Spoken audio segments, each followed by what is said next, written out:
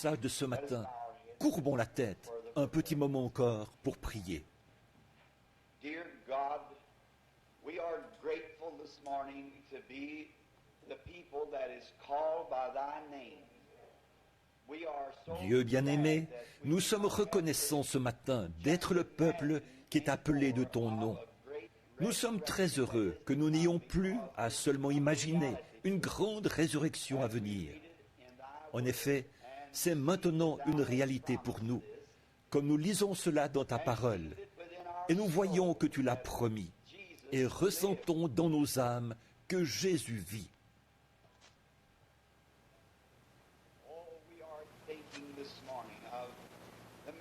Oh, nous pensons ce matin aux nombreux chagrins que nous avons eus dans la vie, aux nombreuses tristesses que nous avons connues et aux expériences qui nous ont déchirés et jetés à la merci des vents de la terre. Nous avons enterré nos bien-aimés et nous avons pleuré sur leur tombe. Et nos âmes se consument, pour ainsi dire, au-dedans de nous. Mais alors, nous pensons à aujourd'hui. Oh, ce que signifie le fait que Jésus soit ressuscité des morts. Il a dépouillé l'ennemi de tout pouvoir lorsqu'il est ressuscité, triomphant. Il a retiré toutes les ombres. Maintenant, nous marchons dans la précieuse lumière de sa résurrection.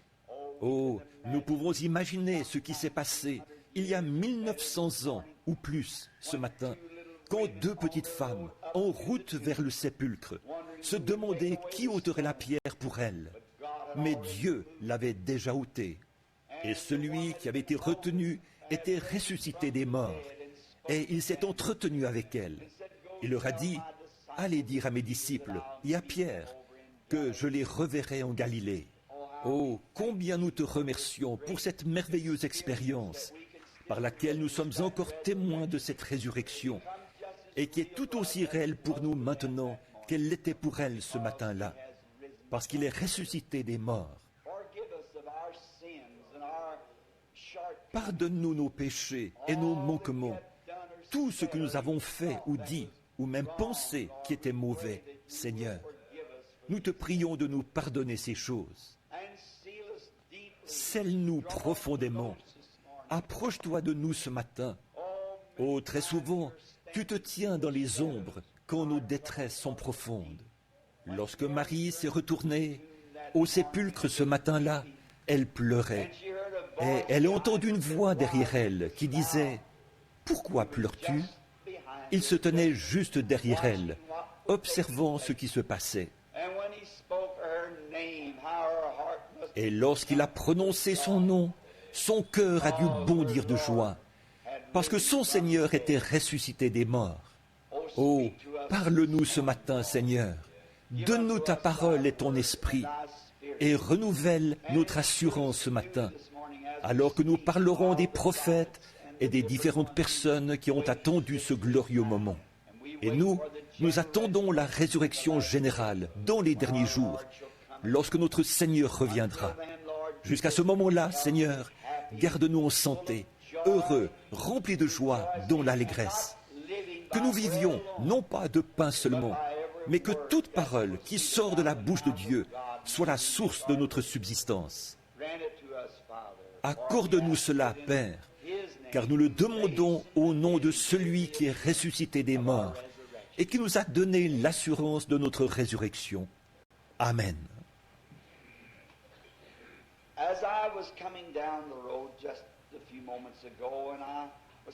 Alors que j'étais en chemin, il y a quelques instants, et que les oiseaux chantaient, je pensais, quelle belle journée de printemps. Après, Pâques tombe vraiment un moment approprié. Après le long hiver ténébreux et froid, avec ses tempêtes de neige et tout, voici que paraît le soleil. Et la venue du soleil apporte une nouvelle vie, une nouvelle espérance, de nouvelles saisons, de nouvelles récoltes, de nouvelles fleurs. Tout revient à la vie. Même un homme qui n'a pas de Bible à lire peut quand même reconnaître que Dieu existe. Il lui suffit d'observer la nature, de voir comment elle suit son cours. L'automne, c'est la crucifixion. Le printemps, c'est la résurrection. On peut voir Dieu dans chaque chose. Et je pensais, en écoutant chanter mes petits oiseaux dans la cour ce matin, mes petits rouges-gorges, que j'aime beaucoup. Je les appelle mes petites radios. Alors je sors pour allumer ma radio le matin et je l'écoute. Et vous connaissez certainement la petite légende du rouge-gorge. Selon la légende, c'était un petit oiseau brun jusqu'au vendredi saint. Quelqu'un se mourait, seul, personne pour l'aider. Il était seul. Il avait été cloué à une croix. Et un petit oiseau brun essayait de le libérer de cette croix, en plongeant sans arrêt pour arracher les clous et les épines qu'il avait à la tête. Sa petite poitrine est devenue toute rouge de sang. Et depuis ce jour-là, sa poitrine est rouge. Et j'ai pensé, oh Dieu, voilà le genre de bouclier que je voudrais avoir. Et observez le petit rouge-gorge, quand il se donne des petits coups de bec. Juste en dessous de cette petite couche de plume rouge, c'est noir. Le reste de son plumage est noir. Mais le bouclier rouge le protège. Ça, c'est ce que je veux. Peu importe combien nous essayons d'être bons, nous sommes toujours des pécheurs. Mais ce petit bouclier rouge, c'est tout ce qu'il lui faut pour le rendre différent des autres oiseaux.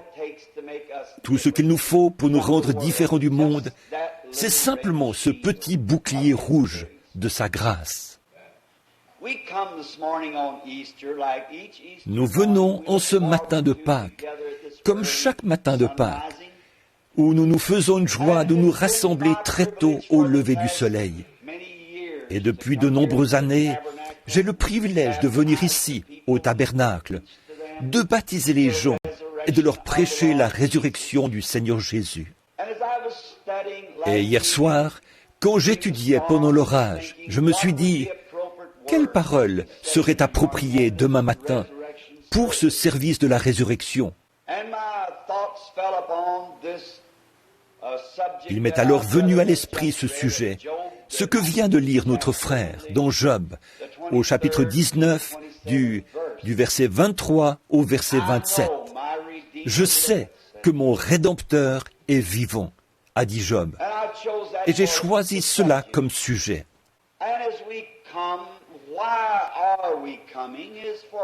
Et comme nous venons ici, pourquoi y venons-nous? C'est dans le seul but d'y trouver de nouvelles espérances. Nous sommes ici, sur cette terre, et nous savons que nous vivons dans les ténèbres. Inutile de nous imaginer des choses ou de nous raconter des histoires. Nous le savons bien, que nous vivons dans les ombres de la mort. Chaque sirène d'ambulance que nous entendons, chaque cimetière auprès duquel nous passons, chaque hôpital que nous voyons, chaque cheveu gris, tout cela grave dans notre mémoire, jeunes comme vieux, la pensée que nous sommes un peuple condamné.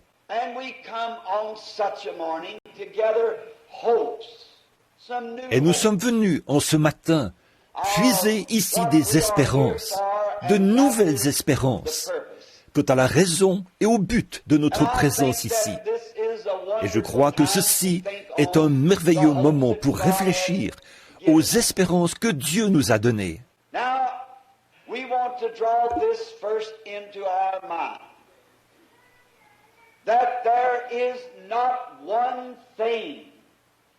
Maintenant, nous voulons premièrement que ceci soit très clair dans notre esprit.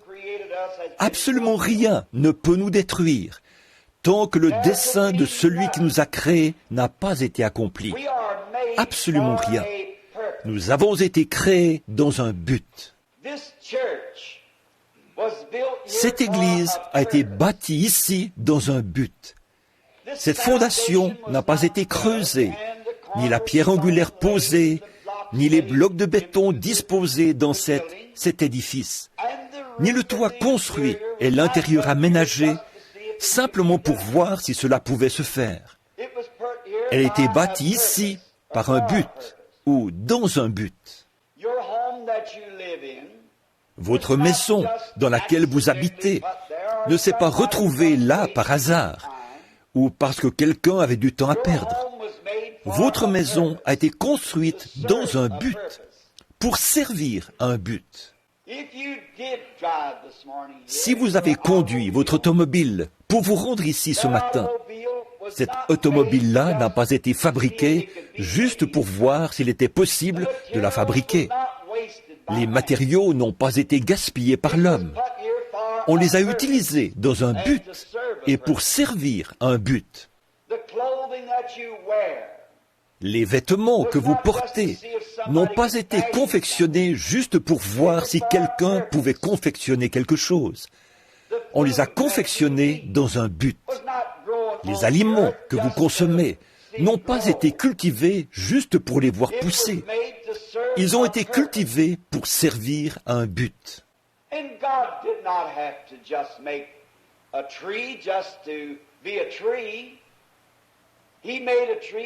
Et Dieu n'a pas créé un arbre tout simplement pour qu'il y ait un arbre. Il a créé l'arbre dans un but. Et Dieu ne nous a pas créés, vous et moi, juste pour voir s'il pouvait le faire. Il nous a créés dans un but.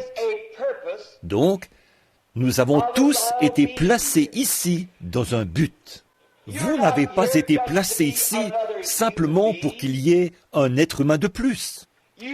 Vous avez été placés ici parce que Dieu vous a créé dans un certain but. Vous n'avez pas été placés ici simplement pour consommer les aliments que Dieu a fait pousser. Vous n'avez pas été placés ici simplement pour vivre dans la maison que l'homme a construite ou pour porter des vêtements que quelqu'un a confectionnés. Vous avez été placés ici dans un but précis. Peu importe combien petit vous êtes, combien grand vous êtes, combien important vous êtes, ou combien insignifiant vous êtes, vous avez été placés ici pour accomplir un but. Just as my finger is here for a purpose, my nail on my finger is for a purpose. My eye and every Tout comme mon part doigt of est our là dans un body but. is to serve L'ongle a qui se purpose. trouve sur mon doigt sert un but. And Mon œil it was et toutes les not parties de put notre here corps just sont to là see pour what it servir would un look but. like when it was put here, Notre corps n'a pas été but it placé was ici put pour here voir to à quoi il serve ressemblerait, its purpose. mais il a été placé ici It was pour accomplir God's son but. divine plan to C'était do le so. plan divin de Dieu de le faire ainsi. And if we were put here for a purpose, then there is nothing can destroy us until Si donc God's nous avons été purpose placés is ici fulfilled. dans un but, alors rien ne peut nous détruire, Nothing tant can que harm Dieu us n'a pas accompli son until dessein. that purpose Rien ne peut that nous God nuire, has put us tant que here ce for but, le but dans lequel Dieu nous a placés ici, n'a pas été manifesté.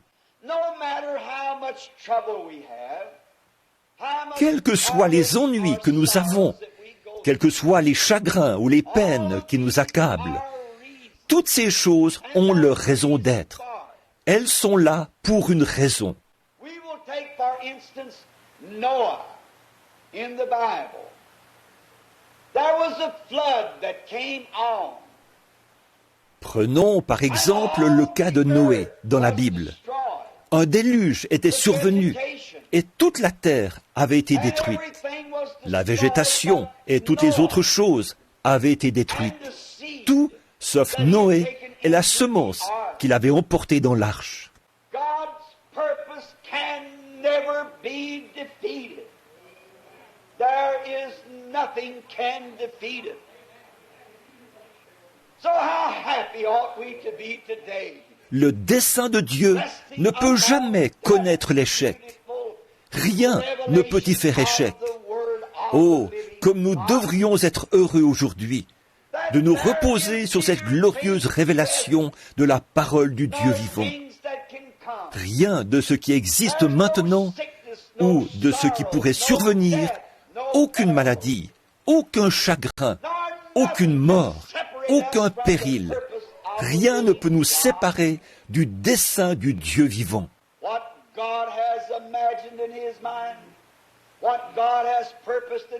Ce que Dieu a conçu dans sa pensée, ce que Dieu a résolu dans son cœur d'accomplir, aucun démon, aucune puissance, rien ne pourra jamais disjoindre ce grand plan immortel, le plan éternel de Dieu. Tout doit s'accomplir comme Dieu l'a dit.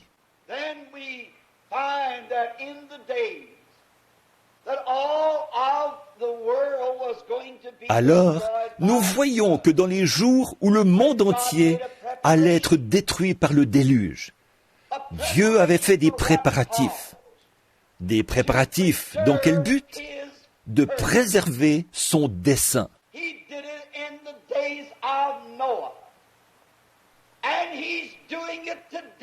C'est ce qu'il a fait du temps de Noé. Et il le fait encore aujourd'hui. Il a fait des préparatifs afin de préserver son propre dessein. Il préservera une église. Il préservera un groupe de gens. Il préservera des sujets pour son glorieux domaine que la mort ne peut détruire. Et nous savons bien que c'est par la foi que nous croyons ceci. Mais la résurrection produit un solide fondement sur lequel repose notre foi.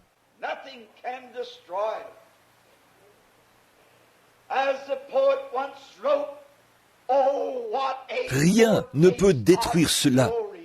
Comme l'a écrit une fois le poète, « Oh, quel avant-goût de la gloire divine, héritier du salut, acquis par Dieu, né de son esprit, lavé dans son sang. » Quelle assurance! Sur ce roc solide, la résurrection de notre amoureux béni, le Seigneur Jésus. Rien ne peut détruire cela. Cela a été planté. C'est la semence de Dieu. Le but de Dieu, c'est de nous donner le Saint-Esprit béni. Le but de Dieu, c'est de nous montrer des signes, des prodiges et des miracles. C'est le but de Dieu, et rien ne peut le détruire. Toutes les puissances de l'enfer auront beau s'engager à fond à combattre ce but, il prévaudra quand même. Nous avons la promesse éternelle de Dieu. On aura peut-être des enseignants, on aura peut-être des ismes, on aura peut-être de grands programmes, on aura peut-être des choses donnant l'impression que ce but sera détruit. Mais il ne pourra jamais être détruit. Le but de Dieu, c'est de veiller à ce que ce but prévale.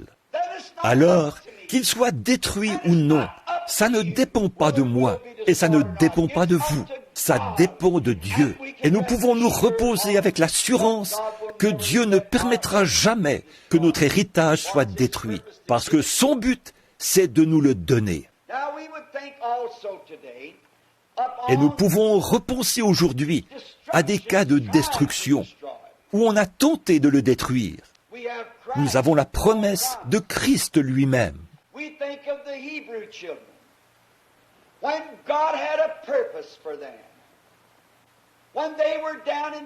Nous repensons aux enfants hébreux, alors que Dieu avait un but pour eux. Quand ils étaient là-bas à Babylone et que la fournaise avait été chauffée 7 fois plus qu'elle ne l'avait jamais été, afin de détruire le but de Dieu. Et tout Babylone était rempli de fureur. Ils étaient décidés. Satan était décidé à détruire le but de Dieu, car il savait que ses enfants allaient être jetés dans la fournaise.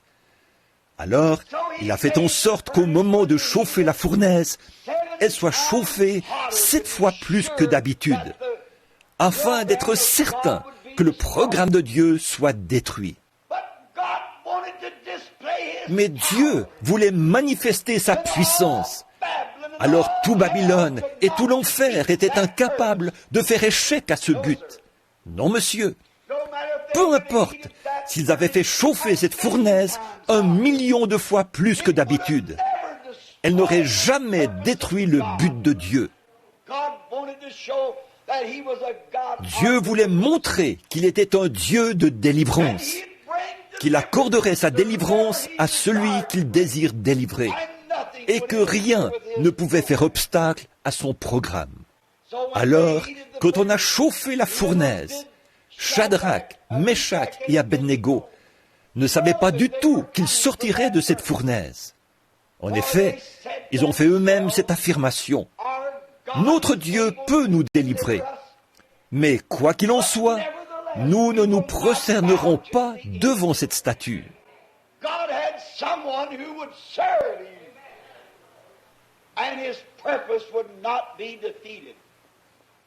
Dieu avait là quelqu'un qui le servirait. Son dessein ne pouvait pas être détruit.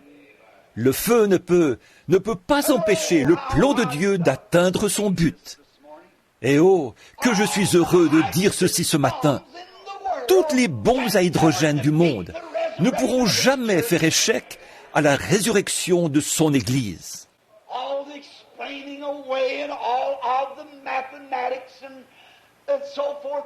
Malgré toutes les explications convaincantes, toutes les mathématiques et tout ce que ce monde intelligent s'est proposé de faire, dans le but voilé de détruire la foi des enfants de Dieu, il n'y arrivera jamais. La foi subsistera pour toujours.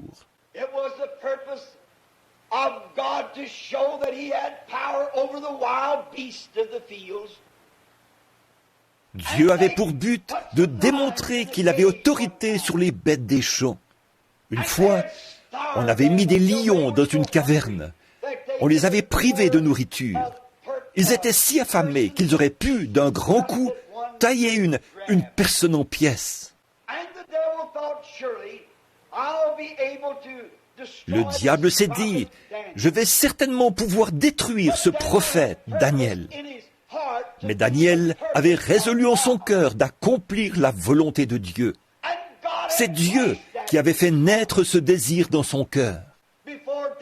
En effet, avant que Daniel puisse éprouver ce désir, il fallait que quelque chose ait créé ce désir en lui.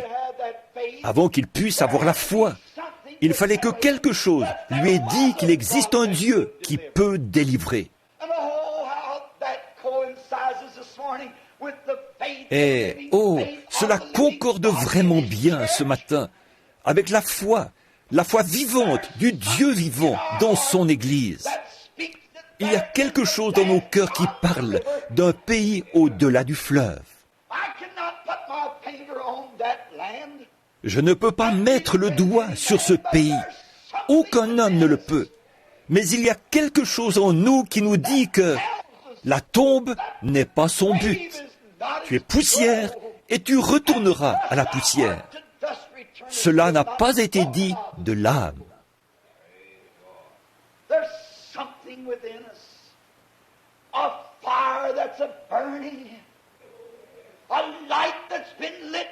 Il y a quelque chose au-dedans de nous, un feu qui brûle, une lumière qui a été allumée par Dieu, et aucune brise ne peut l'éteindre, aucun refroidissement dans l'Église, aucune indifférence parmi les gens, aucune persécution du monde ne peut éteindre une flamme que Dieu a allumée. Car c'est le dessein de Dieu que son flambeau de la liberté brûle jusqu'à la venue du Seigneur. Et aucune puissance ne peut éteindre ce flambeau. Elles auront beau souffler, il n'en brûlera qu'avec plus d'éclat. Tout au long des âges, il a été prouvé que les persécutions fortifient l'Église. Daniel ne savait pas comment Dieu allait le faire. Il ne savait pas si oui ou non Dieu allait le faire. Mais il savait que Dieu pouvait le faire. Oui. Et il savait qu'au fond de lui, quelque chose lui disait cela. Voyez, Dieu avait un but. Il faisait tout concourir à ce but. Et aujourd'hui, peu importe que nous ayons parfois l'air d'être indifférents, que tout aille de travers, et que l'Église se trouve dans telle situation ou telle autre situation. Tout ça, c'est dans le dessein divin de Dieu, afin de nous modeler et de nous façonner à sa manière à lui. Qui sait façonner la matière mieux que le Créateur?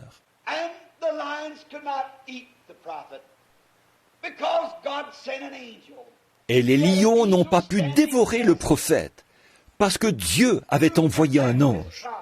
Il avait dépêché un ange qui se tenait auprès de ce prophète pour le protéger, parce que Dieu avait un but. Il voulait faire voir à ce roi prétentieux sa main puissante et son dessein.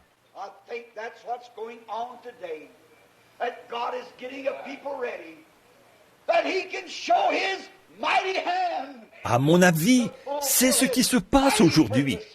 Dieu est en train de préparer un peuple afin de manifester sa main puissante pour accomplir son puissant dessein.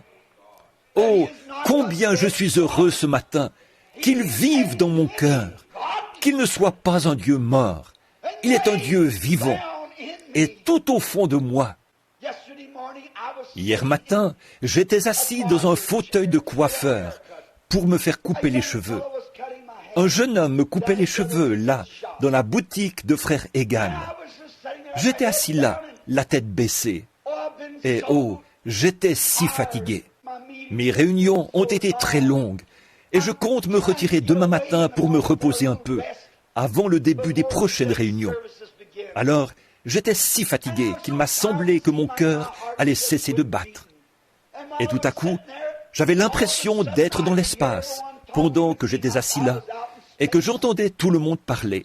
Je me suis demandé, ai-je fait une crise cardiaque, et que maintenant je suis en train de quitter ce fauteuil de coiffeur pour l'au-delà? Je me suis dit, je me demande bien si c'est ce qui est en train de se produire. J'ai palpé mes mains, elles étaient engourdies, et j'avais l'impression que mon cœur avait cessé de battre. Je me suis dit, oh, mais l'évangile doit être prêché. Alors aucune puissance ne peut m'emporter tant que le dessein de Dieu n'aura pas été accompli. Rien ne peut me nuire, absolument rien, tant que le dessein de Dieu n'aura pas été accompli. Et quand son dessein aura été accompli, je veux partir selon ce dessein. Quand lui, il aura terminé, alors moi aussi j'aurai terminé. Quand il en aura terminé avec moi, alors j'en aurai terminé avec la vie. Quand il en aura terminé avec vous, alors vous aurez terminé, vous aussi. Donc, qu'est-ce que ça peut bien faire? Dieu tient toutes ces choses dans sa main. Que nous soyons jeunes ou vieux, nous ne savons pas à quel moment le dessein de Dieu sera accompli, achevé. Parfois, Dieu prend les petits bébés pour montrer qu'il peut guider leur petite âme. Tout ce qu'il fait, c'est dans un but. Il a dit que pas même un passereau ne peut tomber du ciel sans qu'il le sache. Toute chose concourt à son dessein, exactement à l'heure et au moment prévu. Tout cela est dans son plan divin. Rien ne peut détruire.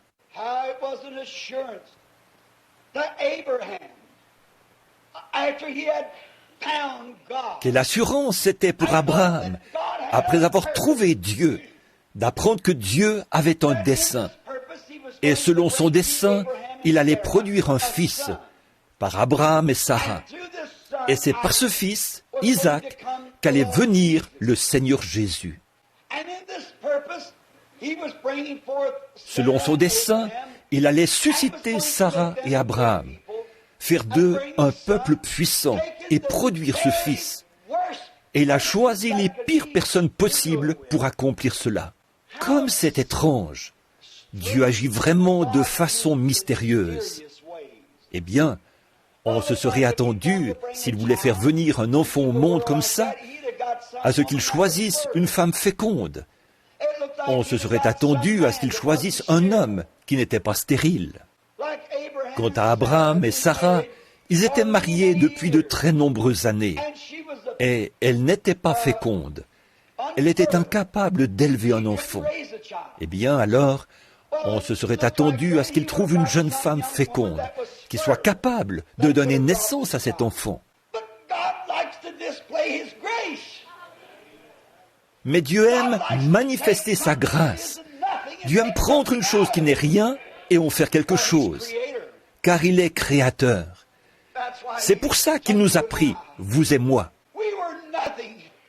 qui n'étions rien, afin de faire de nous ses propres enfants, nous qui étions malheureux, misérables, perdus, aveugles et haïssables. Il a fait de nous ses enfants bien-aimés. C'est dans le dessein de Dieu d'agir ainsi.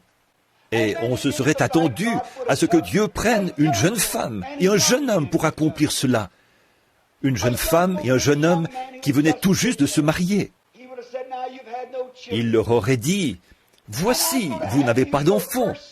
Je veux que votre premier fils qui naîtra, je ferai de lui mon Isaac. » Mais Dieu a choisi un homme de 75 ans et une femme de 65 ans pour accomplir son dessein, pour montrer que peu importe si vous êtes jeune ou vieux, Dieu peut mettre son dessein à exécution.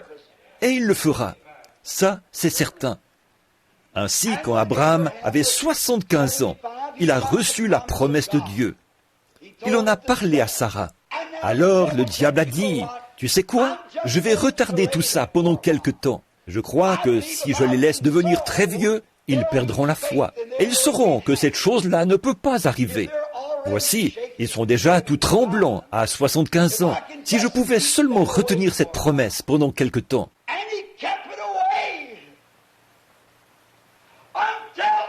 Et il a retenu cela jusqu'à ce qu'Abraham et Sarah soient très avancés en âge, qu'ils aient les cheveux gris et les épaules tombantes.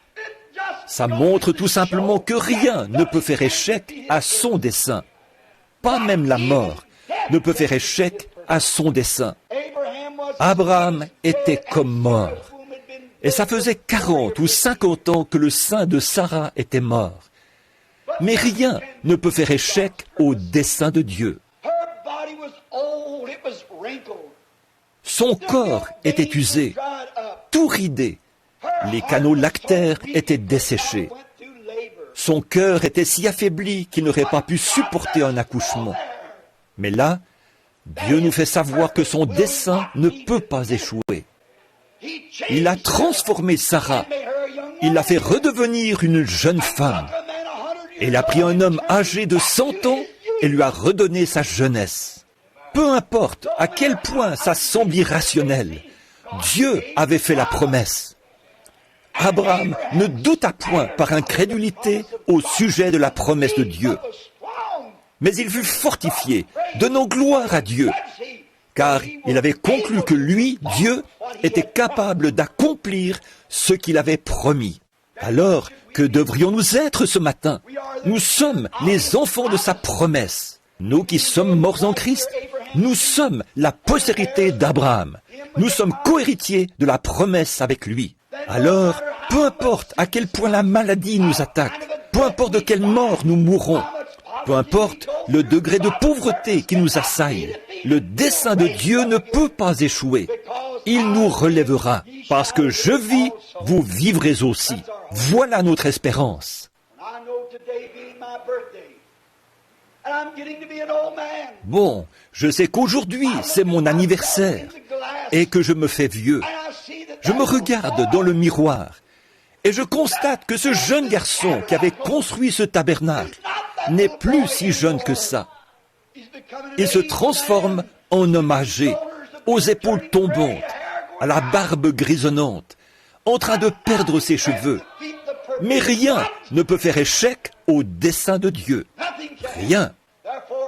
Aussi, je me repose avec assurance sur la promesse. Parce que je vis, vous vivrez aussi. Je dis comme Job autrefois, je sais que mon Rédempteur est vivant. Et au dernier jour, il se tiendra sur la terre. C'est un but que Dieu a. Il faut que j'accomplisse ce but. Ma vie entière doit être amenée à son but et à son programme.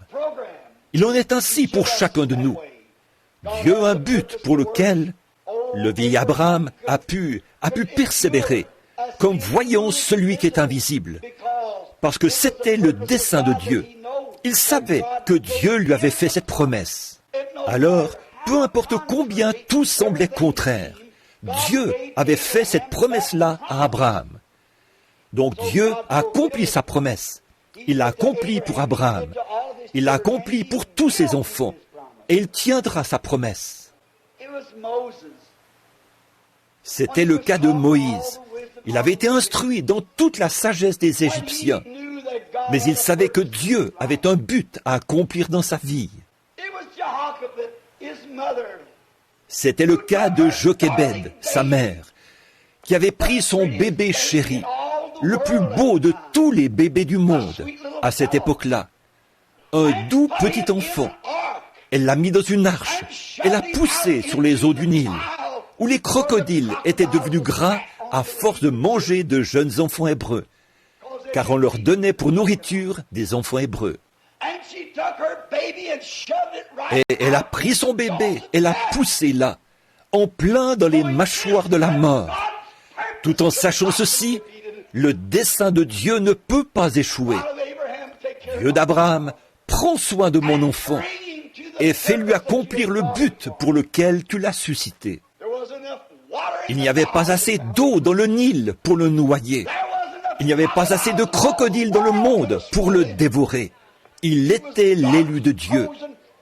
Et de même qu'il était l'élu de Dieu pour ce but-là, nous sommes les élus de Dieu aujourd'hui.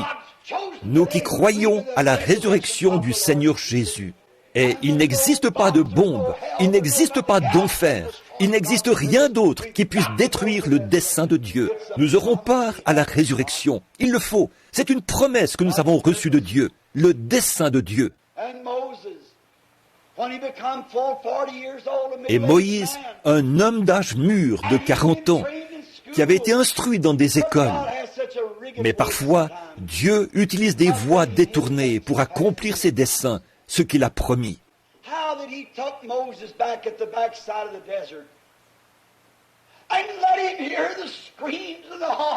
Voyez comment il a pris Moïse là, derrière le désert, et lui a fait entendre les cris et percevoir les tourments, alors qu'il titubait dans le désert, tout seul, exposé aux hurlements des vents, aux scorpions et aux cobras, et tout seul, là dans le désert, si bien qu'il était sur le point de périr.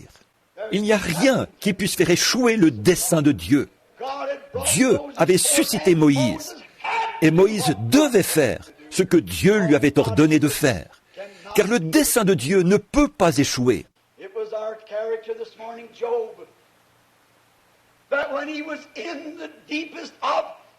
C'était le cas de Job, notre personnage ce matin, quand il était au plus fort de la détresse et qu'il avait perdu toutes ses richesses.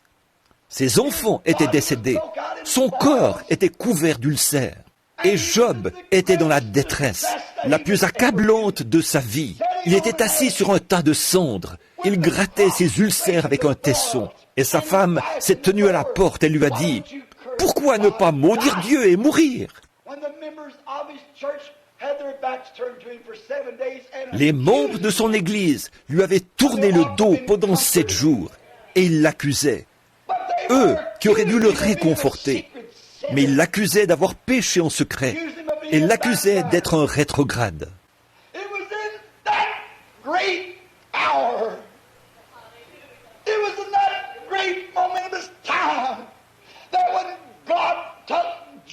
C'est dans cette heure cruciale, c'est dans ce moment crucial, c'est à ce moment-là que Dieu a amené Job sur les sables sacrés.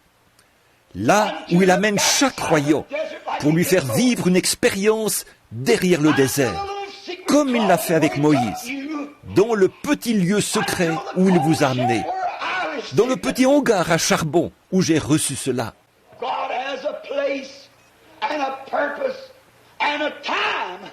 Dieu a un lieu, un dessein et un temps. Et quand il a plongé Job dans cette situation, il l'a amené sur les sables sacrés, car il était sur le point de lui révéler quelque chose, une chose qui ne le quitterait jamais.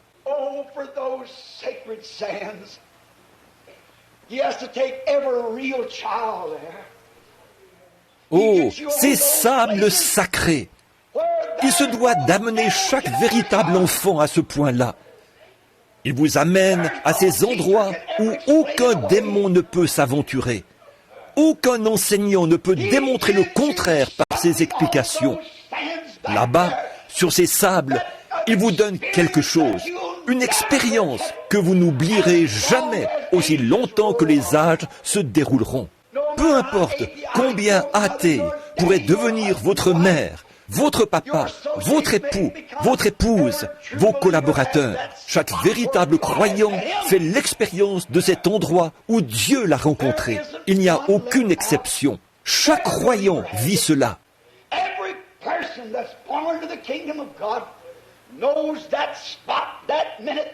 Toute personne qui est née dans le royaume de Dieu connaît cet endroit, cette minute, cette heure où Dieu l'a saisi. Et sur ces sables sacrés, dans la présence du buisson ardent, il a fait quelque chose à ce croyant qu'aucune intelligence du monde ne peut détruire. Sur ce roc, je bâtirai mon église, et les portes du séjour des morts ne la détruiront pas.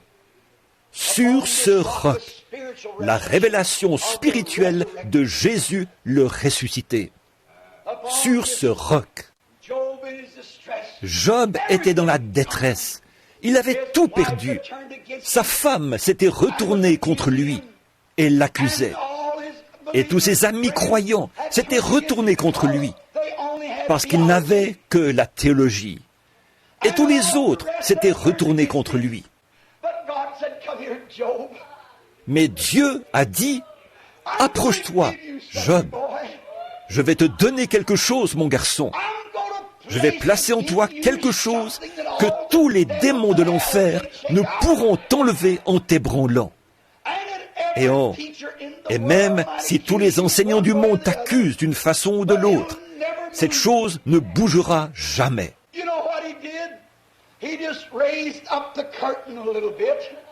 Savez-vous ce qu'il a fait? Il a tout simplement soulevé le rideau un tout petit peu et a dit, « Regarde là-bas, Job. » Et qu'a vu Job? Que pensez-vous qu'il a vu? Il a vu Pâques pour la première fois. Il a vu le premier Pâques. Il s'est écrié, « Je sais que mon Rédempteur est vivant. » Oh, quel endroit béni où se trouver! Chaque homme qui est choisi de Dieu, chaque femme et chaque enfant arrive à cet endroit, sur ces sables sacrés, où Dieu soulève le rideau. Et là, vous le voyez dans la puissance de sa résurrection. Vous savez qu'il est vivant. Et comme Job, nous pouvons nous écrier, « Je sais que mon Rédempteur est vivant et que dans les derniers jours, il se tiendra sur la terre. Même si les vers de ma peau détruisent ce corps, de cette même chair, je verrai Dieu. » Cette toute première vision de Pâques a fait pousser un cri au prophète. Les tonnerres ont grondé et il y a eu des éclairs. Pour la première fois, il a vu Pâques. À quel moment l'a-t-il vu?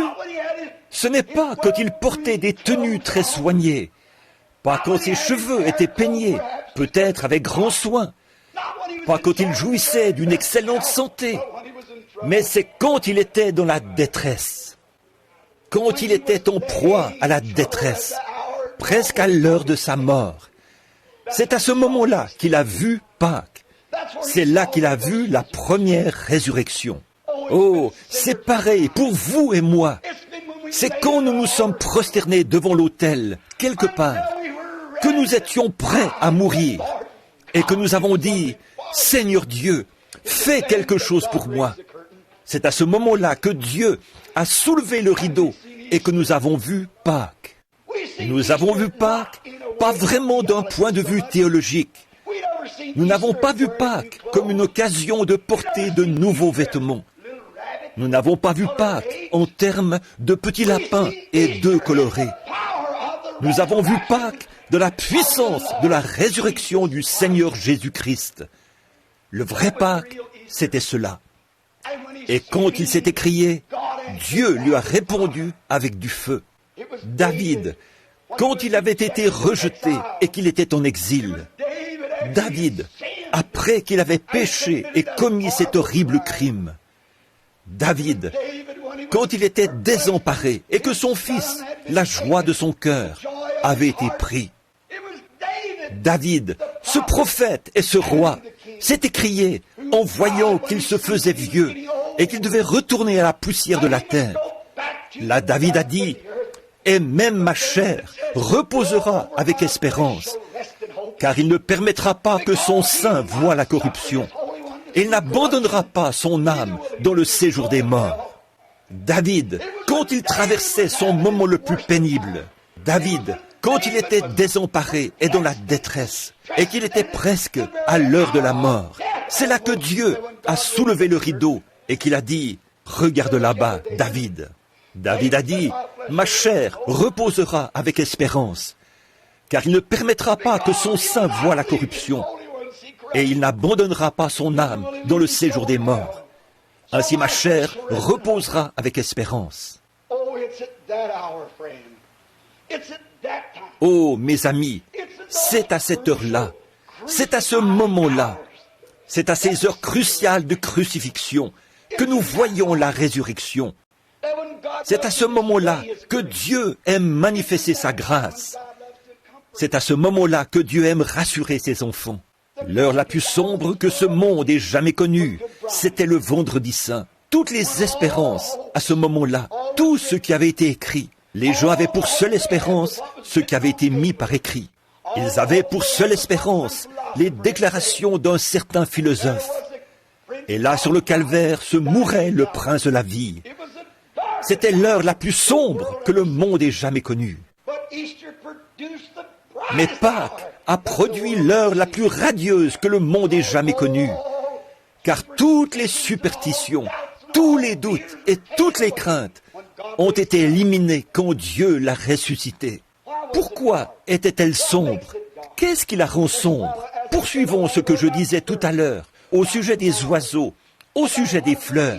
Pourquoi donc le lys de Pâques fleurit-il à Pâques? Pourquoi les oiseaux chantent-ils au printemps? Pourquoi les plantes fleurissent-elles? C'est parce que l'été s'annonce.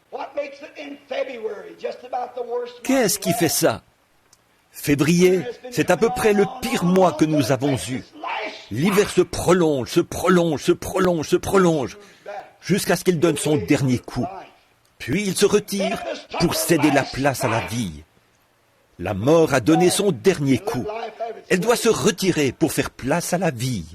Pourquoi fait-il sombre avant le jour? Avant le jour, il fait plus sombre que jamais. Les scientifiques nous disent que c'est la lumière qui fait pression, qui entre en scène et qui descend. Le soleil se lève, enveloppe le monde. Sa lumière fait pression sur les ténèbres. Elles donnent leur dernier coup. Elles ne peuvent plus résister. Les ténèbres ne peuvent pas du tout résister à la lumière. Elles ne le peuvent pas. La lumière est 10 millions de fois plus puissante que les ténèbres. Alors il est impossible pour la lumière et les ténèbres de cohabiter. Et quand la lumière commence à se lever, les ténèbres se rassemblent et deviennent denses. La lumière les comprime. C'est pareil à laisser tomber de l'encre dans une bassine remplie de décolorants. Elle disparaît tout simplement. La noirceur de l'encre disparaît quand elle tombe dans le décolorant. Cette encre devient, elle aussi, du décolorant. Oh, c'est ainsi qu'est le péché. Quand il tombe dans le sang du Sauveur, il disparaît tout simplement. Il n'existe plus. Ce n'est pas étonnant qu'il ait dit, c'est dans la mer de l'oubli, la bassine du décolorant de Dieu, où il est pour toujours impossible de retrouver ce péché. Il a été dissous. Il n'existe plus. Il en est de même pour le péché. Une fois que vous avez vu la véritable résurrection et le prix qui a été payé pour cette résurrection, les ténèbres se condensent parce qu'elles doivent bientôt disparaître. Et aussitôt qu'apparaît la lumière, les ténèbres disparaissent. Où vont-elles? Qu'est-il arrivé à cette nuit ténébreuse qui, il y a quelques heures, enveloppait ce tabernacle?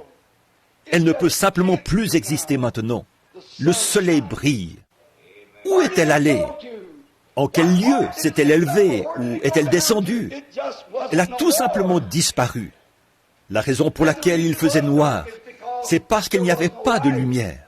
Et la raison pour laquelle l'homme vivait sans espérance, c'est parce qu'il n'y avait pas eu de résurrection. Mais Pâques a produit la résurrection. Maintenant, les ténèbres ont disparu. Tout est lumière. Oui, nous marcherons dans cette lumière, là où la miséricorde étincelle, brille autour de nous, le jour et la nuit. Jésus, la lumière du monde. La nuit se poursuit. Transposons ceci maintenant sur le plan national. C'est l'heure la plus sombre que ce monde ait jamais connue. Même la nature tremble. À un moment donné, cette terre tout entière pourrait être réduite en poudre. Qu'arriverait-il de par cette réaction de l'hydrogène ou de l'oxygène, de certaines de ces bombes puissantes, la réaction atomique?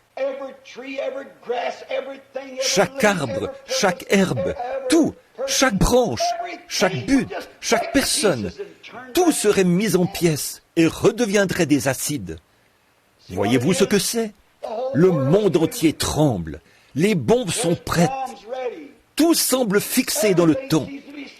Et si les ténèbres ont un temps qui leur a été fixé, à combien plus forte raison la lumière a-t-elle un temps qui lui a été fixé? Qu'est-ce qui fait que ce soit si ténébreux en ce moment? Qu'est-ce qui cause de telles choses? Les églises n'ont plus de communion entre elles. Nous nous disputons. Oh, quoi donc? Je suis méthodiste, je suis presbytérien, je suis pentecôtiste, je suis de l'Église de Dieu, je suis des assemblées. Oh, mes enfants, ne voyez-vous pas? Si c'était là notre seul point d'appui, nous serions les gens les plus malheureux du monde. Je suis si heureux que dans un petit lieu sacré, un petit lieu, ici, sur l'avenue Oyo, un soir, dans un hangar à charbon, Dieu ait soulevé le rideau. C'est là que pour moi, méthodiste, baptiste, presbytérien, pentecôtiste, tout cela a cessé d'exister, car j'ai vu Pâques. J'ai vu Jésus, mon Sauveur. J'ai vu qu'il est la résurrection à la vie. Celui qui croit en moi, vivra, quand même il serait mort. Quiconque vit et croit en moi ne mourra jamais. Je vois qu'il est le seul roi et seul souverain, la seule chose qui puisse m'aider, le seul donateur de la vie éternelle, le seul qui puisse guérir ma maladie, qui puisse ôter mes maladies, qui puisse me ressusciter dans les derniers jours.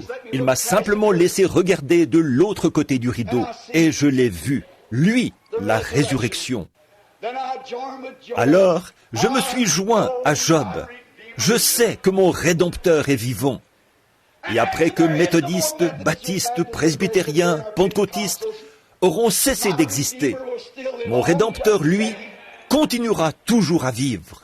Peut-être direz-vous, eh bien, telle chose, c'est comme ceci, et telle chose, c'est comme cela. Si vous ne faites pas ceci, si vous ne faites pas cela, je sais qu'il en est autrement, parce que j'ai regardé de l'autre côté du rideau du temps. J'ai été sur les sables sacrés, de même que chaque croyant ici présent.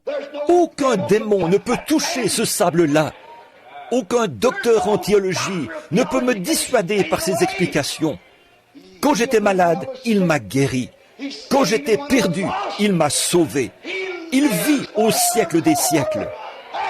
Vous me demandez comment je sais qu'il vit? Il vit dans mon cœur. Il n'est pas mort.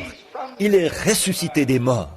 Et ces grandes ténèbres qui sont suspendues au-dessus de la terre maintenant, elles sont là uniquement pour indiquer que la lumière a amorcé sa descente et fait pression en descendant.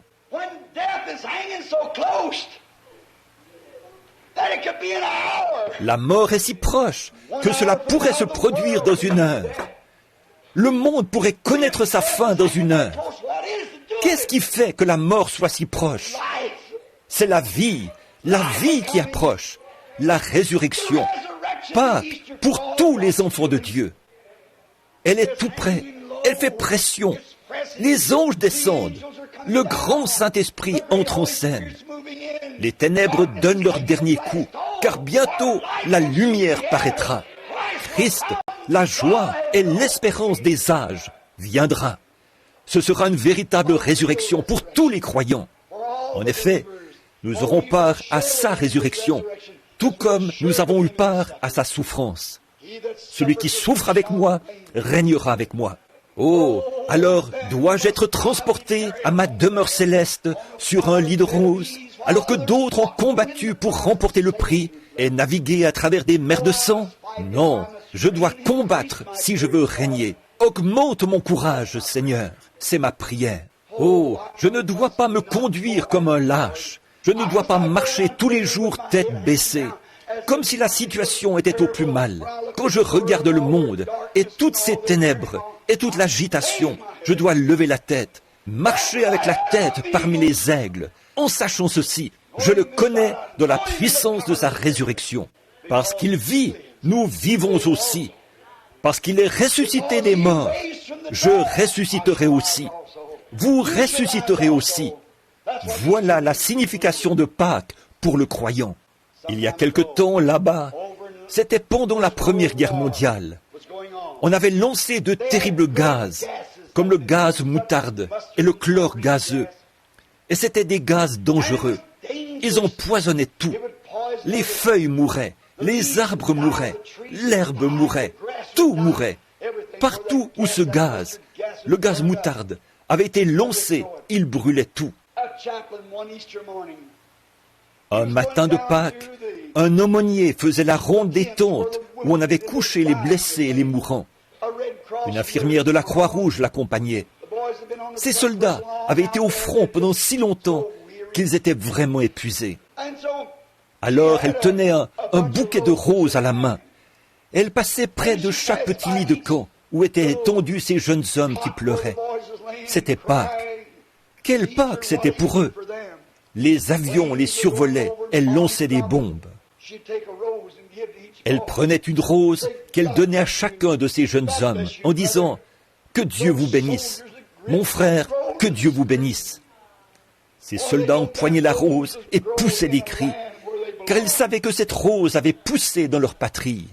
Frères, ce matin, nous vivons dans un monde de gaz toxiques, de gaz dangereux. Nous vivons dans un monde où des doctrines et des choses de toutes sortes déclarent « La résurrection n'existe pas, la guérison divine n'existe pas, ceci, cela ou telle autre chose n'existe pas. »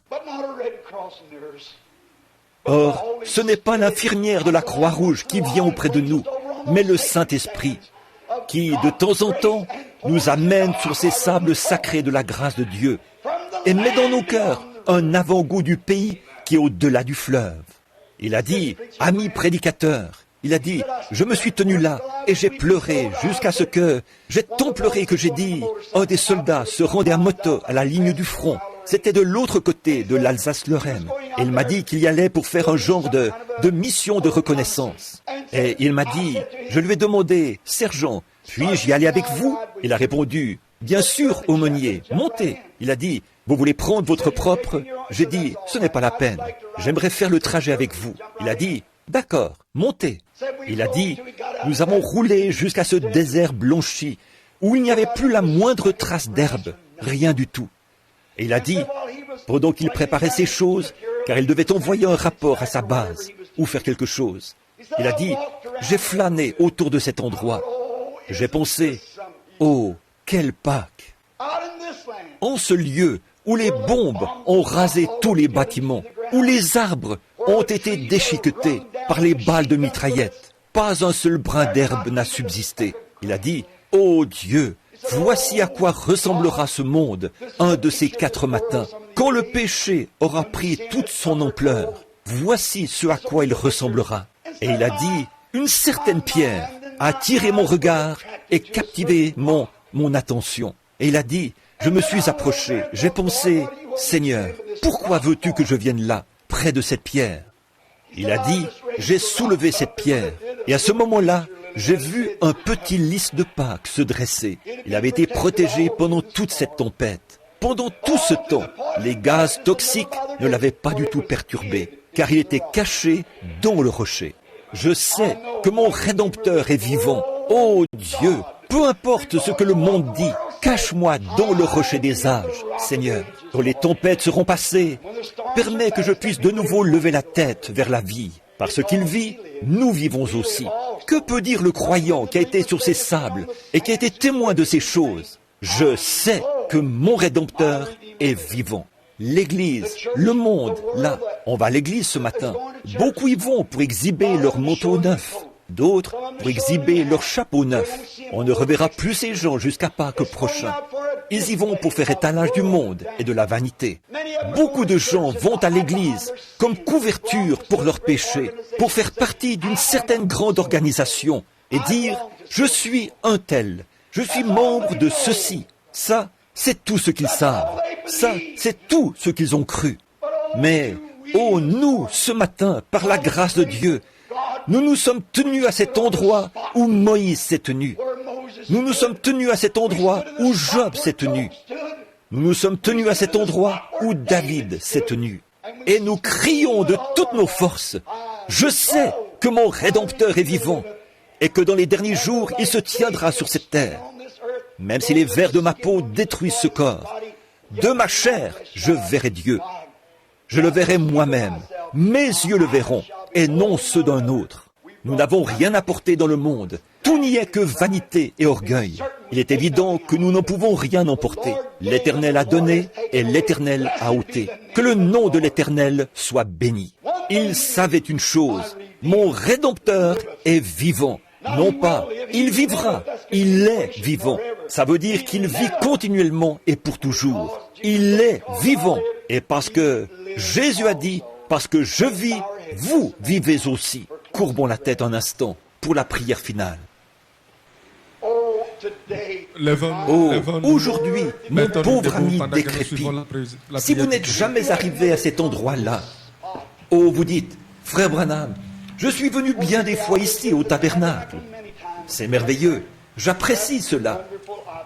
Oh, je suis allé à d'autres églises. J'ai écouté prêcher de très bons ministres. C'est merveilleux. Je lis ma Bible. Ça aussi, c'est très bien. Mais êtes-vous déjà arrivé à cet endroit où il a soulevé le rideau, ce lieu sacré, où une expérience a touché votre cœur? Et là, vous avez su que Pâques n'est pas un conte de fées. Là, vous avez su que Pâques n'a rien à voir avec un Père Noël. Une petite histoire fictive. Là où vous savez vous-même qu'il est vivant et que, parce qu'il vit, vous vivez aussi. Si vous n'avez jamais vécu cette expérience, alors ce matin, c'est le meilleur moment du monde pour laisser Dieu soulever le rideau. Jésus est vivant. Il agit librement sur la terre ce matin. Il est votre sauveur aujourd'hui. Il sera peut-être votre juge demain. Mais n'avez-vous jamais eu cette expérience? Sinon, voulez-vous lever la main pour dire « Oh Dieu, sois miséricordieux envers moi. À partir de maintenant, je croirai. » Celle qui a levé la main là, au fond. Que Dieu vous bénisse, monsieur. Vous qui êtes là-bas, quelqu'un d'autre, levez la main. Maintenant, tous ceux qui sont ici et qui n'ont jamais vécu cette expérience, voulez-vous lever la main pour dire « Oh Dieu, ce matin, à ta propre manière divine, je ne t'impose pas la façon dont tu vas me faire vivre cette expérience, et je ne te l'indique pas non plus, Seigneur, mais à ta propre manière divine, Seigneur. Veux-tu m'amener à cet endroit où quelque chose se produira dans mon cœur? J'ai eu des hauts et des bas. J'ai été en dedans et en dehors. On dirait que je n'arrive pas à me stabiliser. Mais fais que ce jour de Pâques soit un vrai Pâques pour moi. Seigneur, amène-moi à cet endroit-là, derrière le désert. Et là-bas, façonne maintenant mon cœur. Donne-moi de me tenir sur ces sables sacrés, où aucun démon, ni rien d'autre, ni personne ne pourra me dissuader. Je saurai que c'est réel. Laisse-moi regarder de l'autre côté du rideau du temps pour envisager l'avenir. C'est pour cela que je suis venu ici ce matin, Seigneur, pour trouver cela. J'ai écouté le prédicateur essayer de l'expliquer. Je veux que tu me le révèles. Voulez-vous lever la main? Que Dieu vous bénisse, madame. Que Dieu vous bénisse. Et vous, le jeune homme qui est là-bas au fond, que Dieu soit avec vous. À ma gauche ici, dans l'allée de gauche. À ma gauche, est-ce que quelqu'un voudrait dire « Oh Dieu, sois miséricordieux envers moi en ce moment. Que Dieu vous bénisse. » Vous qui êtes ici, dans l'autre allée, oui, levez la main, dites « Oh Dieu, sois miséricordieux envers moi. » Que Dieu vous bénisse, jeune dame.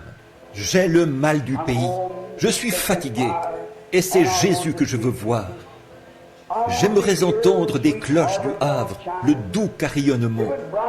Mon sentier s'éclairerait, toutes les craintes se dissiperaient. Seigneur, laisse-moi regarder de l'autre côté du rideau du temps. Laisse-moi regarder juste un peu et voir Jésus dans sa résurrection.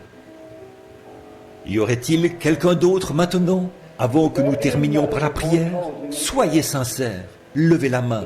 Frère Branham, je n'ai jamais pu témoigner du baptême du Saint-Esprit. C'est de cela que je parle. Le seul moyen pour vous de devenir héritier de la promesse, c'est par le baptême du Saint-Esprit. Vous le savez bien, ça, c'est votre naissance. Ça, c'est votre sable sacré. Que Dieu vous bénisse, madame. Que Dieu te bénisse, fiston, là-bas au fond. Que Dieu vous bénisse, monsieur. Que Dieu vous bénisse, madame. Que Dieu vous bénisse, vous qui êtes à l'arrière. C'est ça. Que Dieu vous bénisse, monsieur. Que Dieu vous bénisse, jeune homme.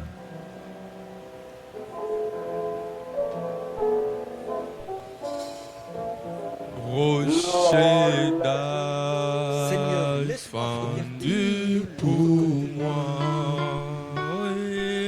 Laisse-moi